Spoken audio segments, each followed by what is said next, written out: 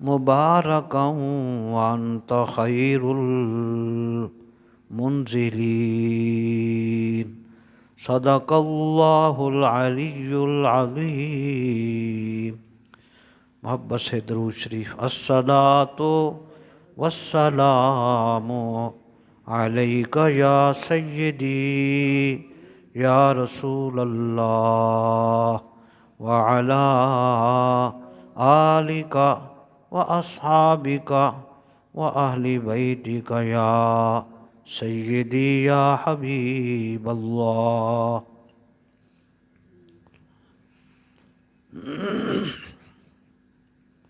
21 جمادی الثانی ہے، کل 22 جمادی الثانی ہوگی، اور اس تاریخ کو سیدنا صدیق اکبر رضی اللہ تعالی عنہ کا وصال ہوا۔ تو اس مناسبت سے آج جو موضوع ہے وہ ہے اللہ اور رسول کریم صلی اللہ علیہ وسلم کی محبت اور خصائص سیدنا صدیق اکبر رضی اللہ عنہ۔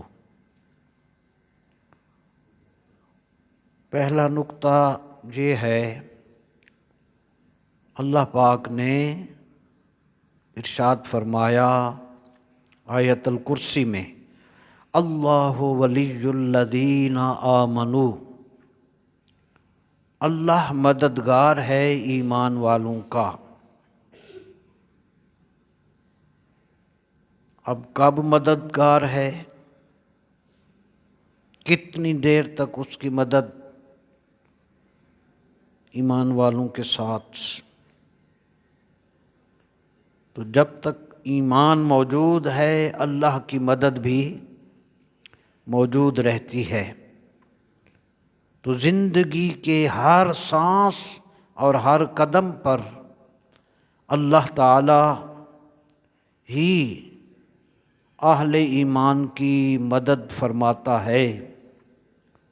تو جب ہر سانس میں وہ مددگار ہے، اس کی خاص عنایت اور اس کا قرب ہر لمحہ ہے، یہی وجہ ہے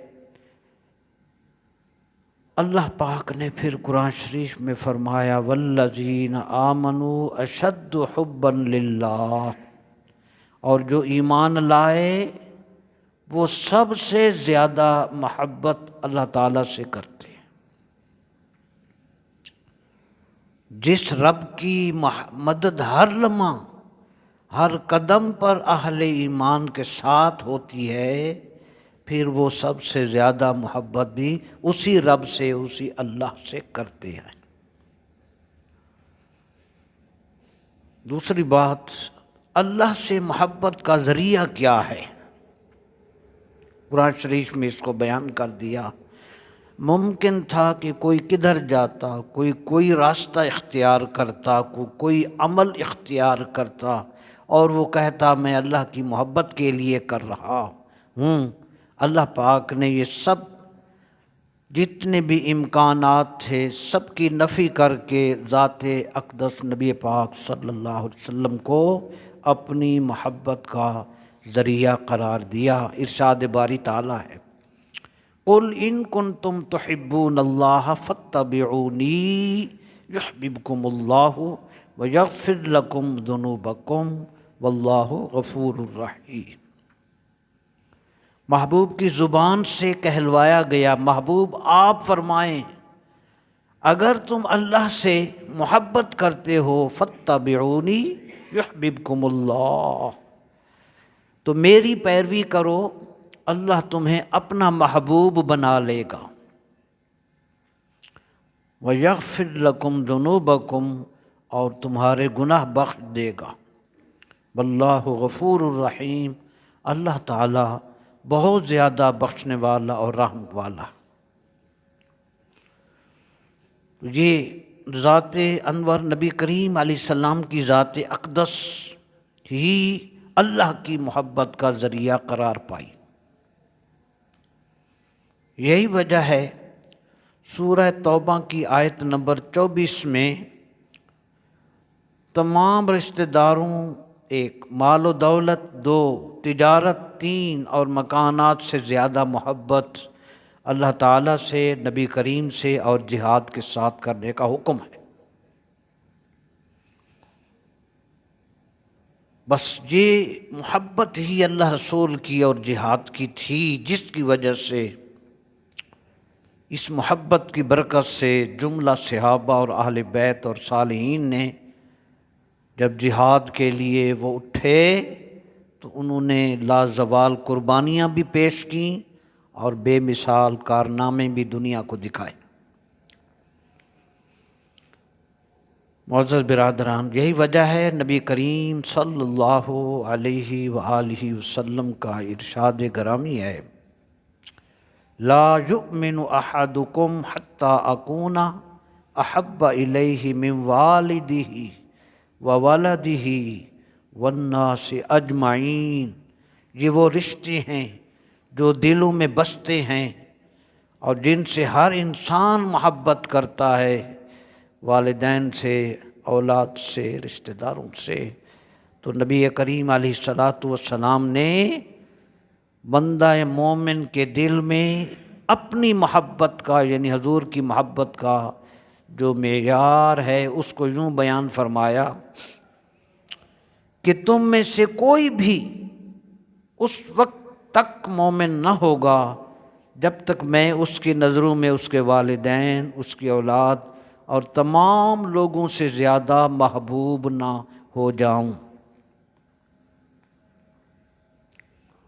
معزز برادران، تو ذات اقدس نبی کریم صلی اللہ علیہ وسلم ہی تکمیل ایمان کا ذریعہ ہے، اور حضور کی محبت کی بدولت ایمان مکمل ہوتا ہے اور اللہ کے حکم کی تعمیل ہوتی ہے۔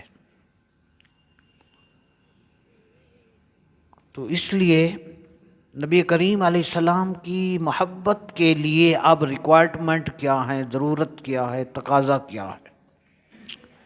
نبی کریم علیہ السلام کی محبت کے لیے محبوب کی اطاعت لازمی ہے، اس لیے اللہ نے ارشاد فرمایا وَمَن يُطِعِ اللَّهَ وَرَسُولَهُ فَقَدْ فَازَ فَوْزًا عَظِيمًا۔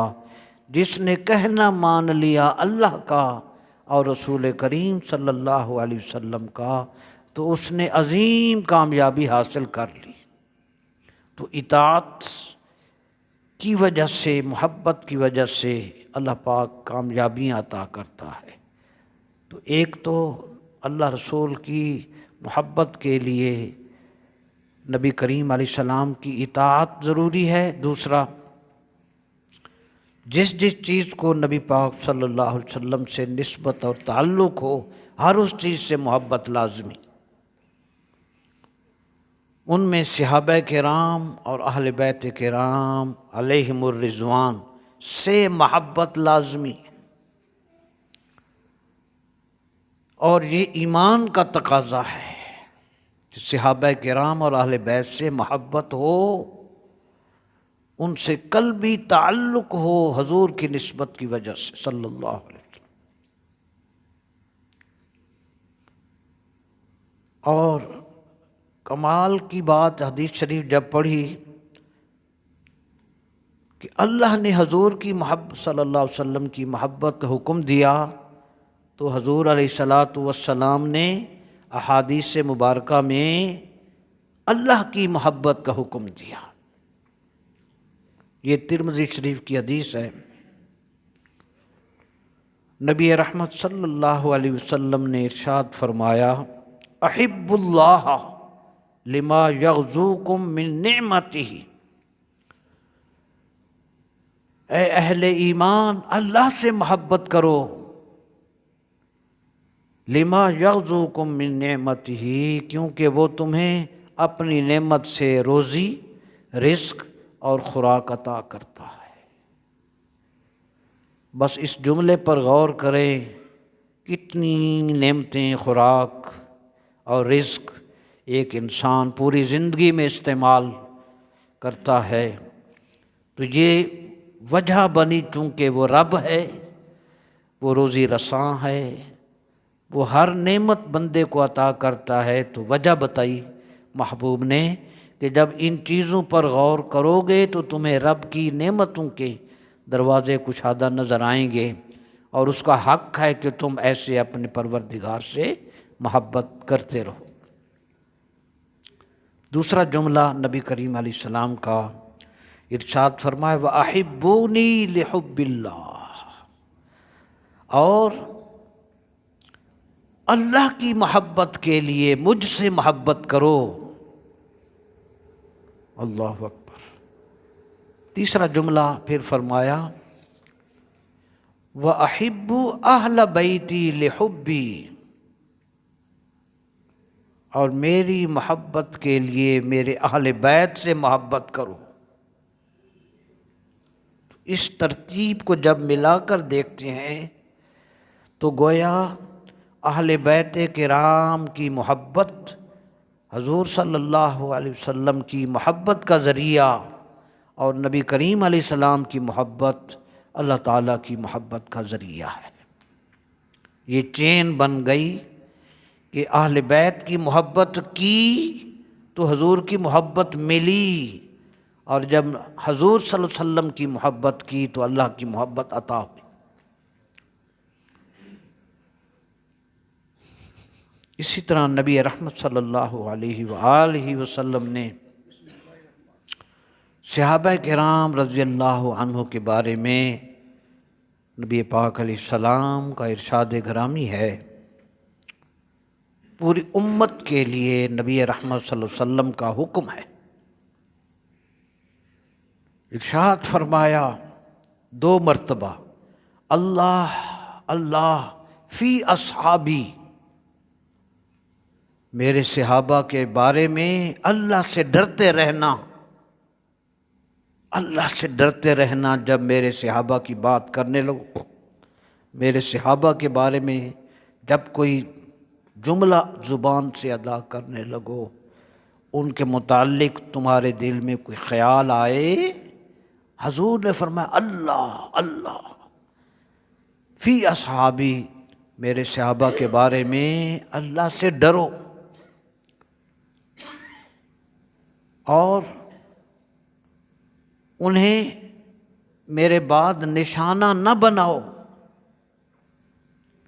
یعنی ان کی شان میں کوئی بے ادبی نہ کرو، کوئی ایسا جملہ ان کے بارے میں تمہاری زبان سے نہ نکلے جس سے میرے صحابہ کی توہین ہو۔ معزز برادران، اگلا جملہ صلی اللہ علیہ وآلہ وسلم، صحابہ و اہل بیت کی محبت کا صلہ حضور نے کیا فرمایا؟ ارشاد فرمایا فمن احبہم فبحبی احبہم، جس نے ان صحابہ و اہل بیت سے محبت کی تو اس نے میری محبت کی وجہ سے ان سے محبت کی۔ دوسرا فرمایا ومن ابغضہم فببغضی ابغضہم، اور جس نے ان سے بغض رکھا، ان سے عداوت رکھی، تو میرے بغض اور میری عداوت کی وجہ سے اس نے ان سے بغض رکھا اور عداوت رکھی، یعنی ان سے محبت بھی میری محبت کی وجہ سے، اور ان صحابہ و اہل بیت سے دشمنی بھی میری دشمنی کی وجہ سے۔ تو دونوں کی محبت بھی ایک، دونوں کی عداوت بھی ایک۔ اس لیے صحابہ و اہل بیت کے بارے میں بہت احتیاط کی ضرورت۔ اگلا جملہ نبی رحمت صلی اللہ علیہ وسلم نے فرمایا وَمَنْ أَذَاهُمْ فَقَدْ أَذَانِي، اور جس نے ان کو ستایا، صحابہ کرام علیہم الرضوان کو، اولیاء اللہ کو، کاملین کو، صالحین کو، یہاں تو مراد صحابہ کرام ہیں۔ وَمَنْ أَذَاهُمْ فَقَدْ أَذَانِي، اور جس نے میرے صحابہ کو ستایا، دکھ دیا، حضور نے فرمایا اس نے مجھے دکھ دیا۔ ٹھیک ہے جی، پھر اگلا جملہ ارشاد فرمایا ومن اذانی، اور جس نے مجھے دکھ دیا، فقد اذى اللہ، اس نے اللہ کو دکھ دیا۔ یہ چین ہے، یہ سلسلہ ہے۔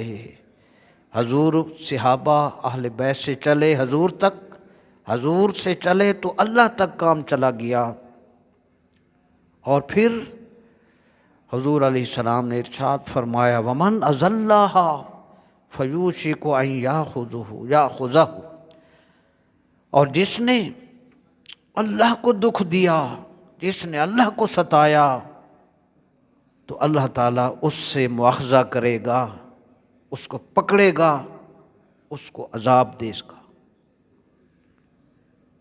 یہ وہ تربیت ہے، وہ تعلیمات ہیں جس سے امت کو ان پیارے بندوں، پیارے مقربین سے جوڑ دیا کہ میری امت میرے صحابہ و اہل بیت سے ہمیشہ جڑی رہے، اور ان کے بارے میں ادب و احترام کا رویہ اختیار کرے۔ معزز برادران، یہ تو صحابہ کرام اور اہل بیت کرام کے بارے میں ایک عمومی ہدایات تھیں۔ یہ سب ستارے ہیں، یہ سارے ہی ہمارے ہیں، یہ سب ہی پیارے ہیں۔ معزز برادران، اب ان ستاروں میں ہر ایک کا رنگ، ہر ایک کا حسن، ہر صحابی اور اہل بیت کا کمال اور ان کے فضائل اور ان کے کارنامے اگر آپ پڑھیں گے جس وقت، تو آپ کو ایک عظمتوں کی، فضیلتوں کی ایک کائنات نظر آئے گی۔ معزز برادران، ان ستاروں میں آج ہم سیدنا صدیق اکبر رضی اللہ تعالی عنہ کے بارے میں چند باتیں عرض کر رہے ہیں، چونکہ یہ موضوع بڑا طویل ہے۔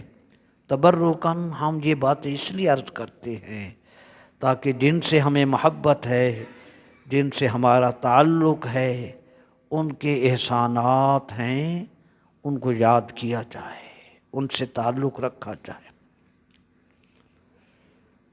صدیق اکبر رضی اللہ تعالی عنہ کے بہت سے خصائص ہیں۔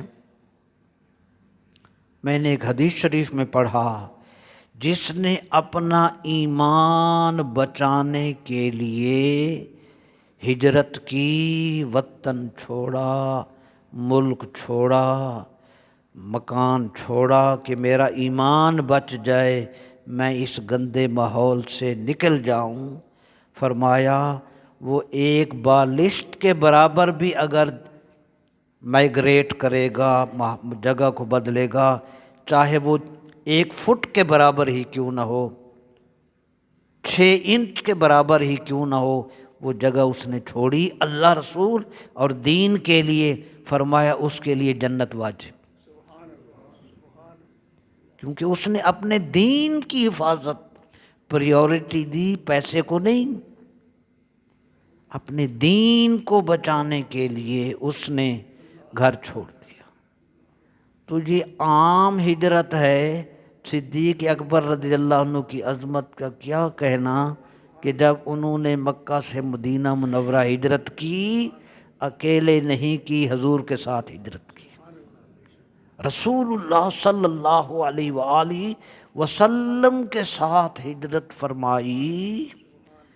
پہلے ارادہ تھا کہ میں بھی ہجرت کر جاؤں، سرکار نے اجازت نہ دی، فرمایا مجھے امید ہے کہ اللہ جب مجھے حکم دے گا ہجرت کا تو پھر آپ بھی ساتھ ہجرت کریں گے۔ بس پھر وہ وقت آیا، صدیق کو کائنات میں سب سے بڑا یہ اعزاز عطا ہوا کہ ہجرت کے لیے مکہ پاک سے جب حضور انور صلی اللہ علیہ وسلم اپنے قدم اٹھا رہے تھے، صدیق اکبر بھی ساتھ تھے رضی اللہ تعالی۔ بڑا ہی منفرد، بہت بڑا اعلیٰ، یہ اتنا بڑا اعزاز ہے جس کی عظمت کو ہمارا ذہن سمجھنے سے قاصر۔ معزز برادران، پھر قدرت جن کو اعزاز عطا کرتی ہے ان کو حوصلے بھی عطا کرتی ہے، ان کے لیے قدرت پھر بہت کرم نوازیاں بھی ان پر ہوتی ہیں۔ آپ سب یہ واقعہ اکثر سنا ہوا ہے۔ میں نے حدیث شریف کو جب پڑھا تو صدیق اکبر رضی اللہ تعالی عنہ نے، ایک ہی رات تھی نا جس وقت ہجرت فرمائی، شارع الہجرہ آج بھی موجود ہے، جس راستے سے محبوب کے قدم اٹھے اور رات کے وقت غار ثور کی طرف قدم اٹھائے، 5000 فٹ کی بلندی پر پہنچے، غار ثور میں تشریف لے گئے۔ وہ کافر آرام سے تو نہیں بیٹھے جنہوں نے شہید کرنا تھا، تو انہوں نے محبوب دو عالم صلی اللہ علیہ وسلم کی تلاش میں پھر وہ نکلے۔ وہ تو ان کو مکہ میں، ان کے لیے مکہ میں وہ تو منہ دکھانے کے قابل نہ رہے، پورے مکہ میں یہ خبر ایسی پھیلی کہ اتنے سارے، ان کا تو پروگرام بڑا وسیع تھا، ان کی تو بڑی پلاننگ تھی، یہ تو بڑے جنگجو تھے، بڑی تلواروں والے تھے، پورے قریش سارے 7 8 یا 10 قبائل قریش کے تھے، ان کے چوٹی کے یہ بڑے بڑے بہادر تلواریں لے کر یہ تو گئے تھے ان کو معاذ اللہ شہید کرنے کے لیے۔ وہ حضور پاک صلی اللہ علیہ وسلم تشریف لے گئے، اس وجہ سے ان کو اور بھی آگ لگ گئی۔ اب معاشرے میں رہنا تو تھا، ابو جہل جیسے کو برداشت کیسے، انہوں نے 100 اونٹ کا انعام کر دیا کہ جو بھی ان میں سے کسی کو لے کر آئے گا صدیق اکبر کو یا حضور کو، اسے 100 اونٹ انعام دیا جائے گا۔ معزز برادران، اب تلاش کرتے کرتے کرتے کرتے ایک قدم کی پہچان کرنے والا ماہر کھوجی جو قدموں کی شناخت کرتا ہے، اسے ساتھ لیا کہ یہ جب یہاں سے گئے تو کس جگہ پر گئے۔ تلاش کرتے کرتے کرتے کرتے کرتے یہ کافروں کی ایک ٹیم غار ثور پہنچی۔ ہاں جی، اب جب وہاں پہنچے، جب وہ تلاش کرتے کرتے وہ ٹیم غار ثور پہنچی، صدیق اکبر رضی اللہ عنہ نے ان کے قدموں کی آہٹ سنی، عرض کی یا رسول اللہ، یہ پہنچ تو گئے ہیں، یعنی انسان ہے نا یہ جملہ، یا رسول اللہ اگر انہوں نے جھک کر دیکھا نیچے، باتیں تو سن رہے تھے نا ان کی، ہم تو زیارت کے لیے غار ثور جاتے ہیں نا، وہ زیارت کے لیے تو نہیں گئے تھے، 3 راتیں قیام کیا نا۔ صدیق اکبر ان کافروں کی باتیں سن رہے تھے تو خیال آیا تو وہ تو پہنچ گئے، میرے آقا کریم علیہ الصلوۃ والسلام کو خطرات نے گھیر لیا، 2 فٹ کا ہی تو فاصلہ ہے نا جی، باہر وہ کھڑے ہیں، اندر یہ محبوبین ہیں، ان کی باتیں سنی، آہٹ سنی۔ معزز برادران، تو عرض کی یا رسول اللہ اگر انہوں نے جھک کر دیکھا تو ہمیں پا لیں گے۔ اللہ اکبر، 1000 خوف ہو لیکن زباں ہو دل کی رفیق، یہی رہا ہے ازل سے قلندروں کا طریق۔ مشکل اور خوف میں کسی کامل کی پہچان ہوتی ہے، گھبراہٹ ہو، خطرات ہوں، کافر سر پر ہوں۔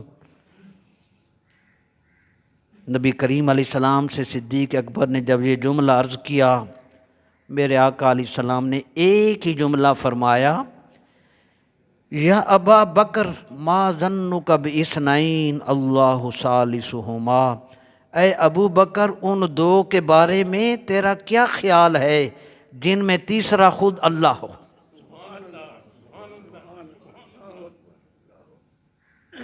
ان دو کے بارے میں تیرا کیا خیال ہے جن میں تیسرا وہ خود ہے؟ اس جملے کو قرآن کی آیت آگے میں پڑھتا ہوں، آپ کو بتاتا ہوں، آپ کا ایمان تازہ ہو جائے گا۔ وہ تو کمال وراء الورا ہیں نا، آپ کا ایمان تازہ ہو جائے گا، یقین بڑھ جائے گا۔ یہ ہے وہ توکل رسول صلی اللہ علیہ وسلم، اللہ پہ توکل کا یہ مقام ہے نبی پاک علیہ السلام کا۔ یہ ہے توکل علی اللہ کا مقام جو شان رسالت کے لائق ہے۔ بس یہ جملہ ہی کہا، اس کے بعد اللہ تعالیٰ نے سکون و اطمینان کی خاص کیفیت نبی پاک کو بھی عطا فرمائی اور ان کے طفیل صدیق کو بھی عطا فرمائی۔ خوف ختم۔ بس یہیں وہ نظر آتا ہے جب بندہ ڈگمگانے لگتا ہے تو وہ کرم کی اپنی رحمت چادر پھیلا دیتا۔ خوف ختم، گھبراہٹ ختم، پریشانی ختم۔ اللہ اکبر۔ معزز برادران، یہ واقعہ تھا، اس پر قرآن کریم کی آیت سن لیں۔ یہ ہو گیا نا جی۔ اب اس پر قرآن شریف کی آیت آپ جب پڑھیں گے آپ کا ایمان تازہ، اور آپ سنیں سورہ توبہ کی آیت نمبر 41، اس کو آپ پڑھ لیں۔ اللہ پاک نے ارشاد فرمایا، اللہ، آپ سنیں گے نا آپ کا میرا بھی ایمان تازہ۔ اللہ نے فرمایا اذ یقول لصاحبہ، جب وہ محبوب ثانی اثنین اذ ہما فی الغار، جب وہ دونوں غار میں تھے، غار ثور میں تھے، جب وہ دونوں غار ثور میں تھے، ٹھیک ہے جی۔ اذ یقول لصاحبہ، جب وہ محبوب اپنے ساتھی سے، اپنے صحابی سے، اپنے رفیق غار سے کہہ رہے تھے، لا تحزن، غم نہ کر، ان اللہ معنا، بے شک اللہ صرف میرے ساتھ نہیں، اللہ ہمارے ساتھ ہے۔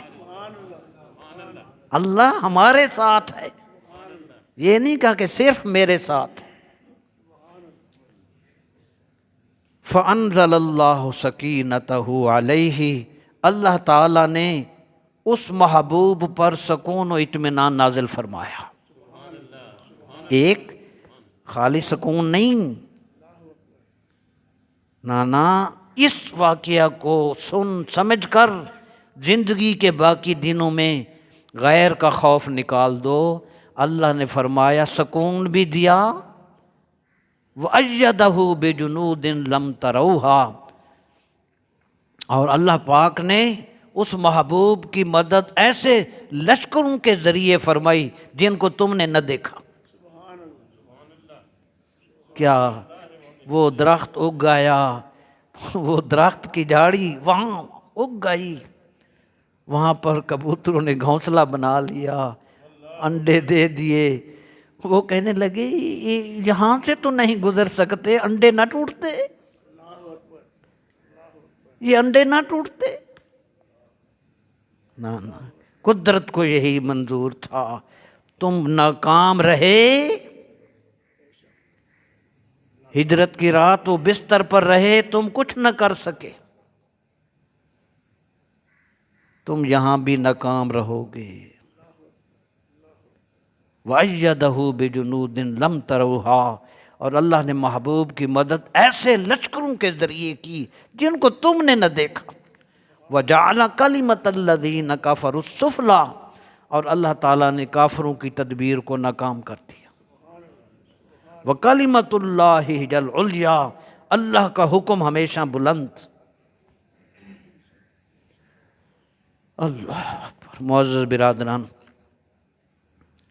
یہ اللہ پاک نے خود بیان کیا سورہ توبہ کے اندر۔ تو اس واقعہ کو، ہجرت کے واقعہ کو قرآن مجید میں اللہ نے خود بیان کر دیا، تاکہ قیامت تک جب قرآن پڑھا جائے گا، قیامت تک جب تک قرآن مجید پڑھا جائے گا، میرے صدیق کی اور میرے محبوب کی شان بھی بیان ہوتی رہے گی۔ تراویح میں یہ آیت پڑھیں گے نا، تلاوتوں میں یہی پڑھتے ہو نا۔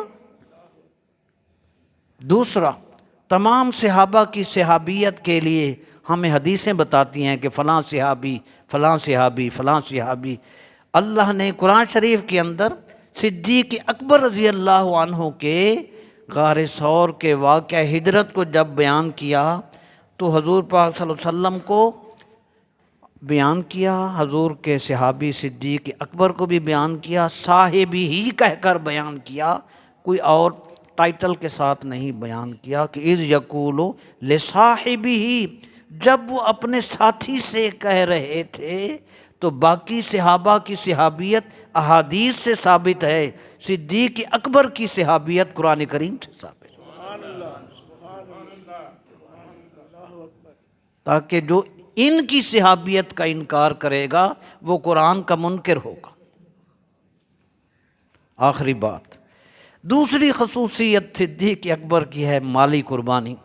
اللہ، جہاں محبت ہوتی ہے، جہاں چاہت ہوتی ہے، بندہ گاڑی کے لیے 10 لاکھ کیا 50 لاکھ کیا کروڑ بھی خرچ کر دیتا ہے، مکان کے لیے، دکان کے لیے، گاڑی کے لیے، جائیداد کے لیے۔ جائیداد ہے تو جہاں دلچسپی ہوتی ہے وہاں بندہ بہت کچھ خرچ کرتا ہے۔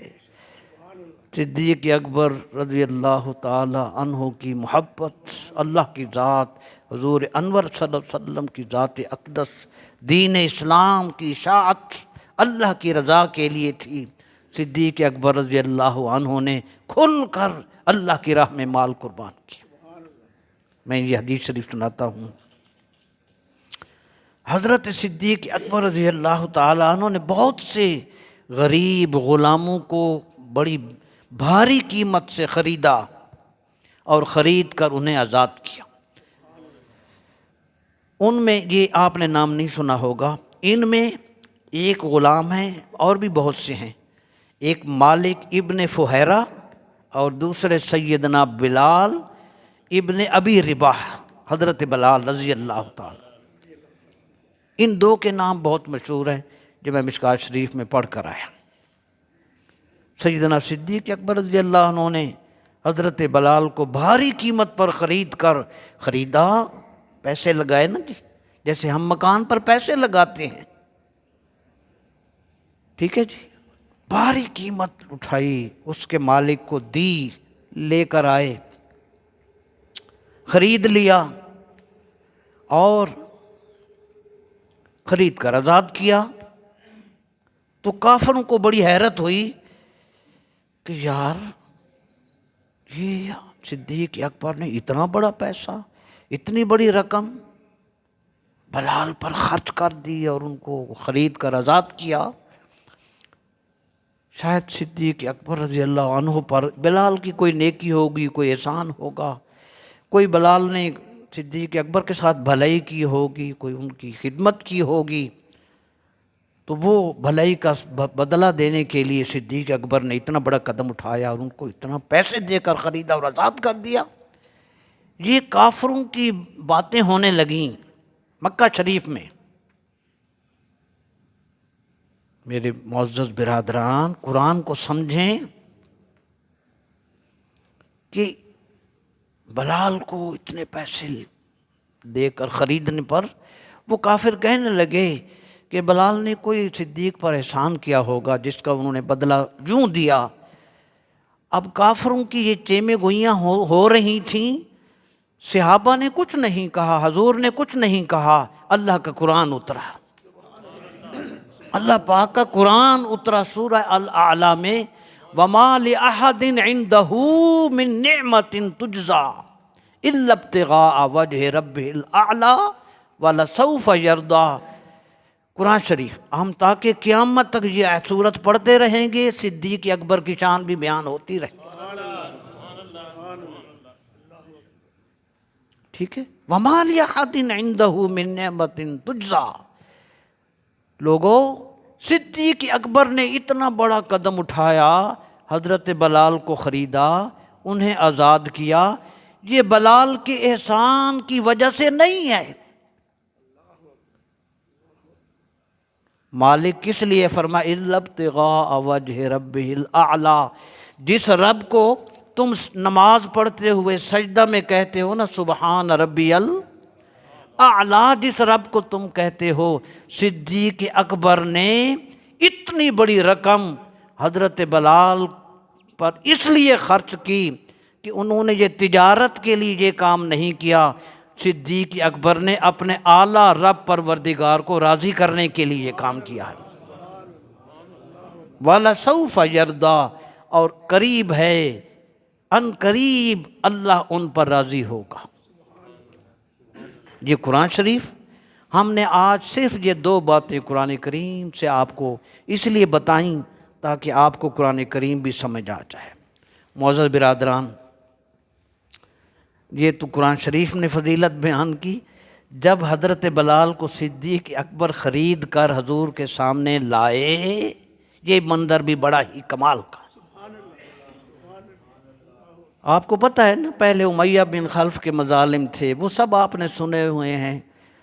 سخت دھوپ میں لٹا کر اس کے پتھر سینے پہ رکھ کے ظلم کرتا اور کہتا جب تک انکار نہیں کرو گے تو چھٹکارا نہیں ہوگا۔ تو وہ اس تکلیف میں اپنے رب کو احد احد کا نام ان کی زبان پر ہوتا۔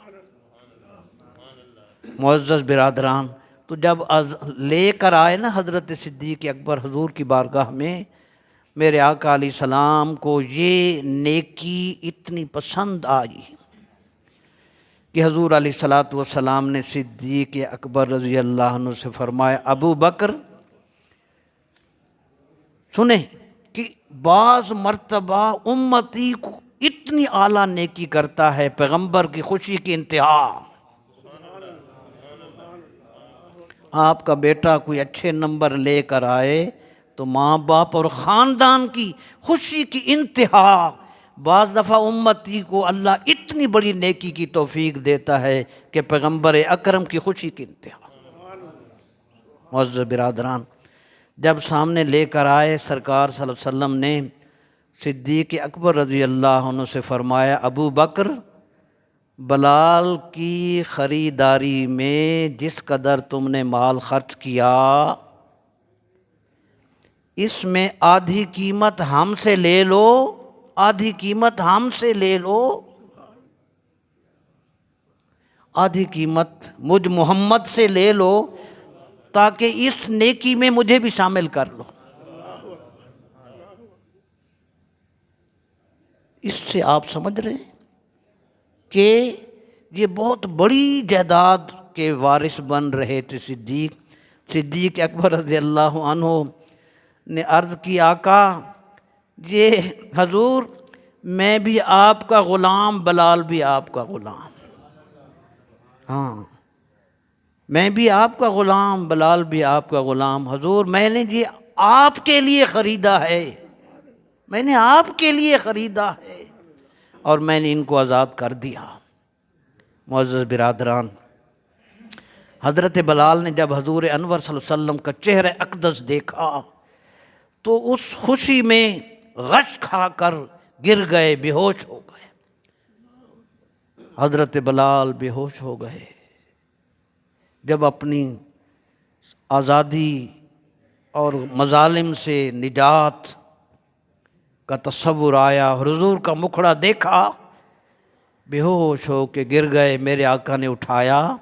اگلی بات جو آپ نے نہیں سنی ہوگی، میرے آقا علیہ السلام نے اپنی مبارک چادر سے حضرت بلال کے چہرے کو صاف فرمایا اور فرمایا، اوذیت فی اللہ کثیراً، اے بلال اللہ کی راہ میں تجھے بہت تکلیف دی گئی، تجھے بہت دکھ پہنچا ہے۔ حضور نے اپنی مبارک چادر سے ان کا چہرہ صاف کیا۔ یہ وہی بلال ہیں رضی اللہ تعالیٰ عنہ کہ جب مکہ فتح ہوا تھا، ظہر کی اذان کا وقت آیا تھا، انہی کو حضور نے حکم دیا تھا کہ اے بلال آج کعبے کی چھت پر تو اذان دے، اور کائنات کو یہ سبق مل جائے کہ جب محمد عربی کا دین آتا ہے پھر غلاموں کو یہ مقام ملتا ہے۔ حضرت بلال نے کعبۃ اللہ کی چھت پر اذان دی تھی۔ معزز برادران، اس طرح اللہ پاک نے قرآن مجید کے اندر یہ چیزیں خود بیان کر دیں، اور اس پر اسی سورہ الاعلام کے اندر اللہ تعالیٰ نے صدیق اکبر کو یہ ٹائٹل دیا جو پوری امت میں سے کسی کو نہیں ملا۔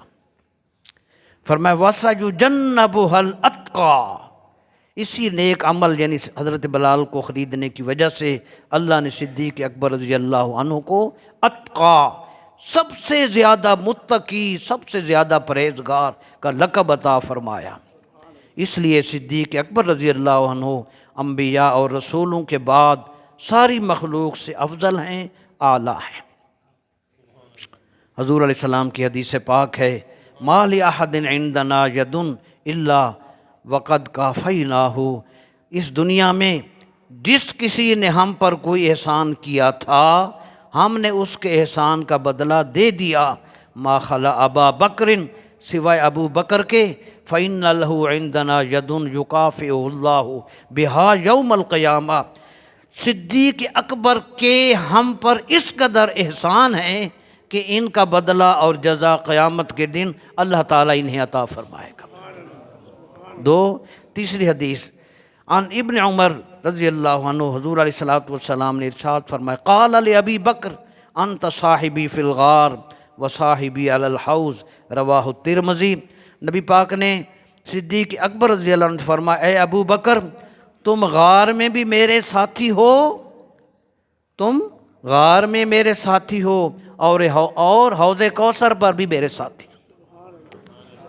اور آخری حدیث نبی پاک کی یہ سنن ابی داود میں ہے، نبی پاک علیہ السلام نے ارشاد فرمایا اما انک یا ابو بکر اول من یدخل الجنت من امتی، اے ابو بکر تم وہ شخص ہو جو میری امت میں سب سے پہلے جنت میں داخل ہو۔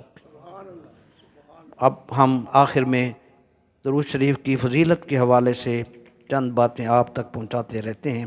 آپ درود شریف پڑھ لیں اللہم صلی علی سیدنا و مولانا محمد و آلہ و اصحابہ وبارک وسلم وصلی علیہ۔